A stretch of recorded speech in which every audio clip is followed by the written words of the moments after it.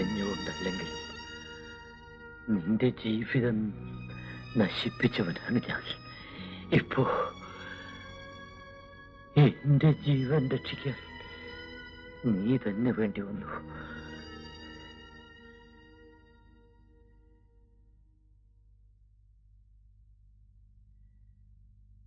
അധിക നാൾ ഈ ജീവൻ നിലനിൽക്കയില്ല.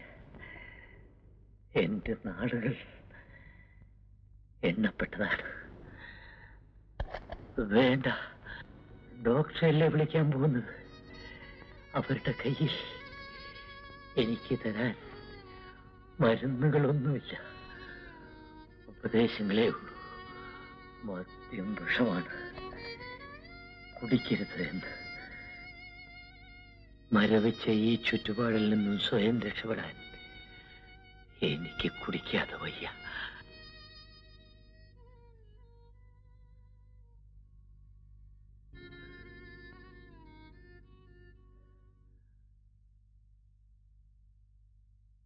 അരുത്.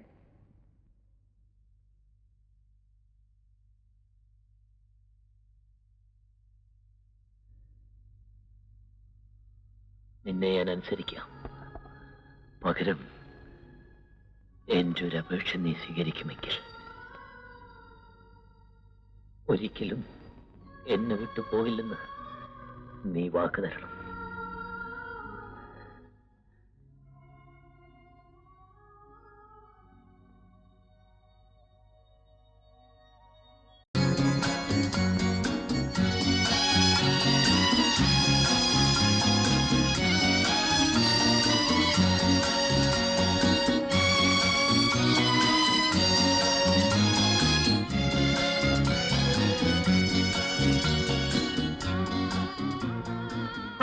ഇങ്ങനെ പേടിച്ചാലോ? പിടിക്കേ, ആ കൈ അവിടെ വയ്ക്കും.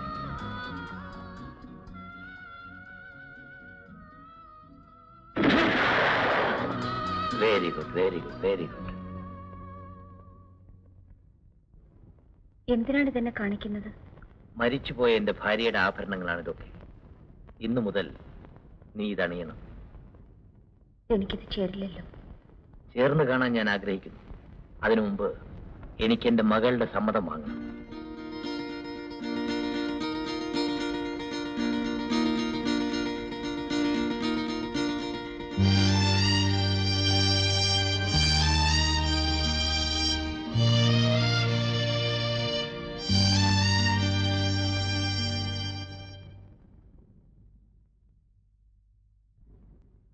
ശാന്തിയോട് ഒരിക്കലും നിനക്ക് വിരോധം തോന്നരുത്. എന്റെ ഭാര്യയുടെ മരണശേഷം എനിക്ക് എന്റെ മകളെ ശ്രദ്ധിക്കാൻ കഴിഞ്ഞിട്ടില്ല. സ്നേഹക്കുറവ് കൊണ്ടല്ല, ഈ മുറിക്കകത്തെ എന്റെ ജീവിതം അങ്ങനെയായിരുന്നു. ഇനി നീ വേണം എന്റെ മകൾക്ക് ഒരച്ഛന്റെ സ്നേഹവും ഒരമ്മയുടെ ലാളനയും നൽകാൻ. ആ ഷെൽഫിൽ എന്റെ വസിയത്തിന്റെ ഒരു പകർപ്പുണ്ട്, അതിങ്ങോട്ടെടുക്കും. എന്തിനാണ്? അതിലെന്താണ് എഴുതിയിരിക്കുന്നതെന്ന് നിനക്കറിയണ്ടേ? ഞാൻ മരിച്ചാൽ ഈ വീടിന്റെ എസ്റ്റേറ്റിന്റെ അവകാശം എന്റെ മകളുടെ പേർക്കാണ്. കമ്പനിയുടെ പാതിയോളം ഷെയറുകൾ നിന്റെ പേർക്കും. എനിക്കെന്തിനാണ്? എന്റെ തൃപ്തിക്ക് വേണ്ടി നീ ഇത് സ്വീകരിക്കണം. ശാന്തിക്ക് പ്രായപൂർത്തിയാകുന്നവരെ ഈ സ്വത്തുക്കൾ നോക്കി നടക്കേണ്ട ഭാരം ഞാൻ നിന്നെ ഏൽപ്പിക്കുന്നു. ജയന്തി എനിക്ക് വിശ്വാസമാണ്.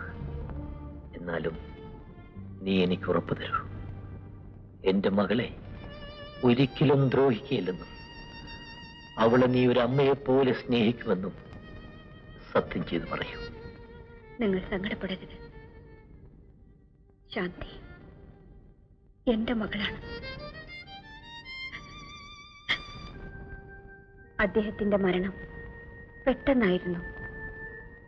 അതിന്റെ നടുക്കമാവണം ശാന്തിയെ രോഗിയാക്കിയത്.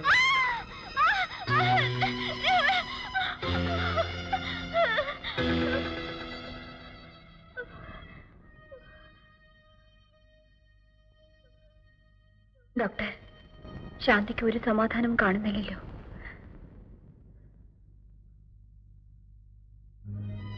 ഡോക്ടർ,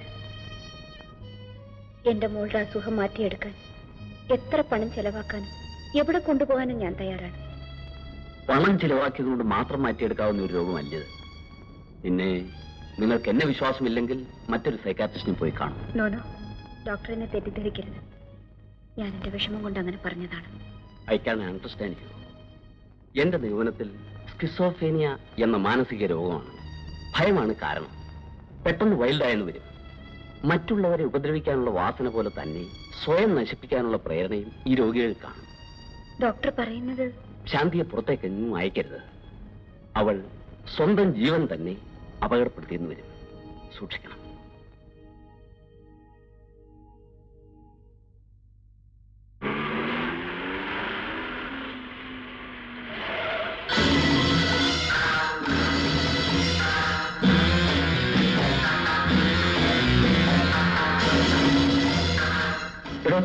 ഡെക്കിൽ നിന്ന് സൂട്ട് കേസ് എടുത്തോണ്ട് വാ. പറഞ്ഞു കേട്ടില്ലേ?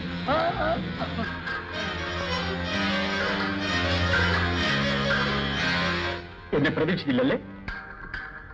ആ, എവിടെയാണ് നിന്റെ ബെഡ്റൂം? എനിക്കൊന്ന് കുളിക്കണം. കുളിച്ചാൽ പോകുന്ന അഴുക്കല്ലല്ലോ നിങ്ങളുടെ ശരീരത്തിൽ, മനസ്സിലും. Jayanthi, get out.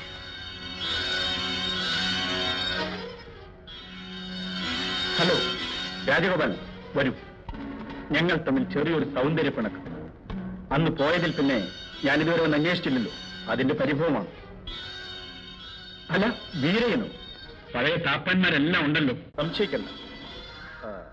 ഇത് വില കൊടുത്ത് വാങ്ങിച്ചതാണ്, മോഷ്ടിച്ചതല്ല.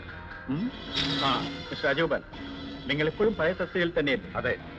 എന്റെ ഭാര്യ മാനേജിംഗ് ഡയറക്ടറാണ്. I C. കൺഗ്രാചുലേഷൻസ്. നിന്റെ യജമാനത്തിന്റെ മുറി കൊണ്ടുപോയി ചെല്ലടാ.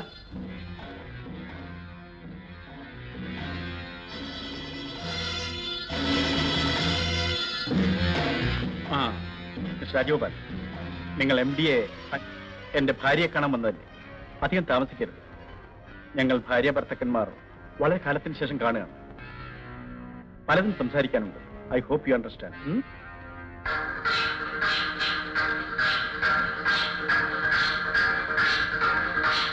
റൂബി ഒരിക്കലും തിരിച്ചു വരില്ലെന്നാണ് ഞാൻ കരുതിയത്. അയാൾ ഇവിടെ താമസിച്ച കുഴപ്പമാവും. അയാൾ ഇവിടെ താമസിക്കില്ല. പിന്നെ ഇറക്കി വിടാനോ? നിങ്ങൾക്കെന്ത് കഴിയുമോ? ഇല്ലെങ്കിൽ ആ കാര്യം എന്നെ ഏൽപ്പിക്കും. വേണ്ട, നിങ്ങൾ പൊയ്ക്കോളൂ.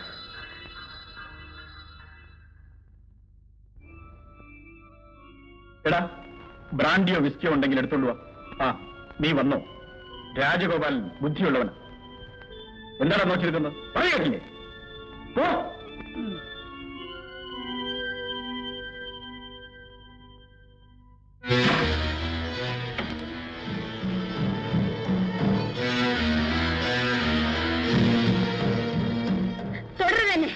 ജയന്തി, നിന്നെ തൊടാനും തലോടുവാനുമാണ് ഞാൻ വന്നത്. അതിനുള്ള അധികാരം എനിക്കില്ലേ? ഈ മുറിക്കകത്ത് കാലെടുത്ത് വെക്കാൻ പോലും നിങ്ങൾക്ക് അധികാരമില്ല. മര്യാദയ്ക്ക് പോകുന്നതാണ് നല്ലത്. നീ എന്നെ ഭീഷണിപ്പെടുത്തുകയാണ്?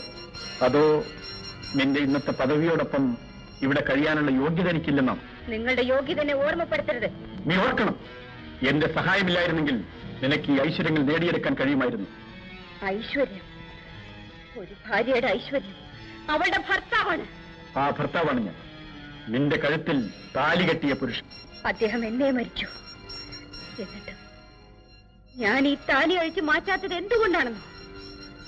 എന്റെ ഭർത്താവ് എന്നോട് ചെയ്തിട്ടുള്ള വൃത്തികേടുകൾ ഓർക്കാൻ, ആ മനുഷ്യനോടുള്ള പകയോടെ ജീവിക്കാൻ, അയാളെ ഒരു പുഴുത്ത പട്ടിയെ പോലെ വെറുക്കാൻ. എന്താ നീ പറഞ്ഞത്? പുഴുത്ത പട്ടിയെന്നു? ഞാൻ ആരാണെന്ന് നിനക്കറിയില്ല. എന്നെ എതിർത്താൽ കൊന്നുകളയും ഞാൻ.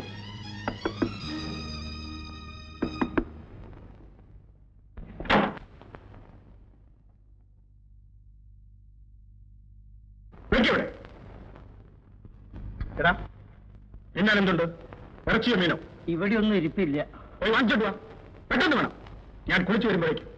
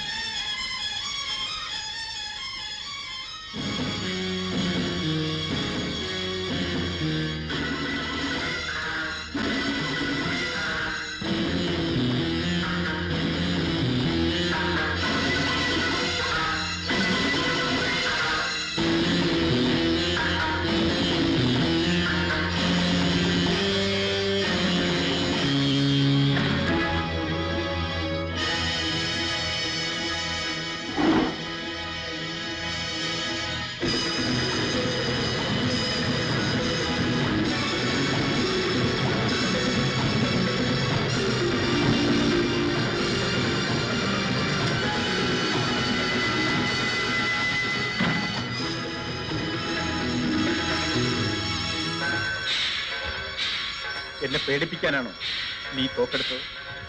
അതിന്റെ കാഞ്ചി വലിക്കാൻ നിനക്കറിയാമോ? ഇങ്ങ് തരൂ, ഞാൻ കാണിച്ചു തരാം. അടുത്ത് വരരുത്. എവിടെ പോകാൻ? എന്റെ ഭാര്യ ഇവിടെ തനിച്ചിരിക്കുമ്പോൾ ഞാൻ എന്തിന് തെരുവേശികൾ അന്വേഷിച്ചു പോണം? വരൂ. നിൽക്കൂ. ഇനി ഒരടി മുന്നോട്ട് വെച്ചാൽ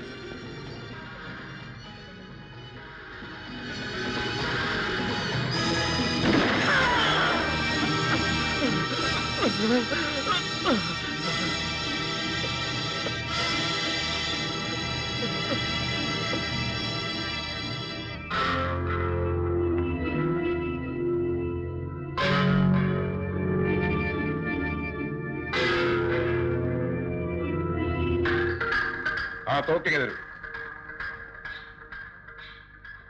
ഭയപ്പെടണ്ട, ഈ വീട്ടിൽ മറ്റാരും ഇതറിയില്ല. വിനയൻ, നിങ്ങൾക്കൊരു പാപചിന്തയും വേണ്ട. ഇവൻ ഇങ്ങനെ തന്നെ ചാകണം. ഒരു നല്ല ശവദാഹം പോലും ഇവൻ അർഹിക്കുന്നില്ല. വിനയൻ,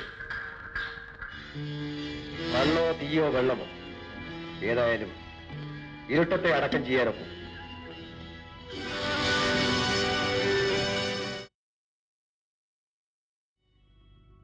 ആ ശവം അവരെന്ത് ചെയ്തുവെന്ന് എനിക്കറിയില്ല. ആ സംഭവം അവരെന്നും രഹസ്യമായി സൂക്ഷിക്കുന്നു, എന്നെ ഭീഷണിപ്പെടുത്തിക്കൊണ്ട്. എല്ലാം മറക്കാൻ ഞാൻ മദ്യത്തിൽ അഭയം തേടി.